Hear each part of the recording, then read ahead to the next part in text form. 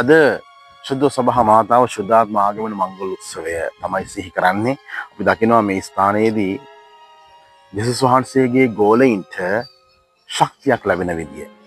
ශුද්ධාත්මය වනෝ වැඩම කර ඔවුන්ගේ විශ්වාසීන්ගේ හෘදයන් පිරෙව්ව මැනව. ප්‍රේමයේ ගින්න ඔවුන් තුල දැල්ලුව මැනව. ප්‍රේමයේ ගින්න මේක නිකන් ගැම්මක් වගේ. ප්‍රේමයෙන් අපිව වෙලුණහම ප්‍රේමයෙන් පිරුණහම අපි මේ ප්‍රේමය එකිනෙකාට දෙන්නට අපි වැඩ කටයුතු හදනවා. අපි පාරවල් හොයනවා. ජේසුගේ ආදරයෙන් පිරෙන්නේ නැති කෙනා පැත්තකට වෙලා ඉන්නවා. ජේසුගේ ආදරයෙන් පිරුණු කෙනාට එක තැනක ඉන්න බෑ. ඒ ආදරය තව කෙනෙකුට දෙන්නම තමයි කොහොම හරි මාර්ගෝපයෝගී කරගන්නේ. ඉතින් ඔබ ඔබෙන් අහලා බලන්න ඔබ ශුද්ධාත්මයන්ගේ මඟ පෙන්වීමට නතු වෙලාද? එහෙම නැත්නම් ඔබ එක තැන කලකිරිලා.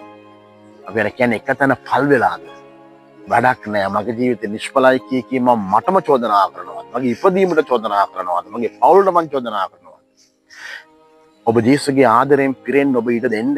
එහෙමනම් ඔබේ ජීවිතේ ඔබ පුරෝගෙන තියෙන අනවශ්‍ය අනිසි නොගැලපෙන දේවල් අයින් කරලා ඉඩ දෙන්න ජේසුගේ ආදරයෙන් පිරෙන්න.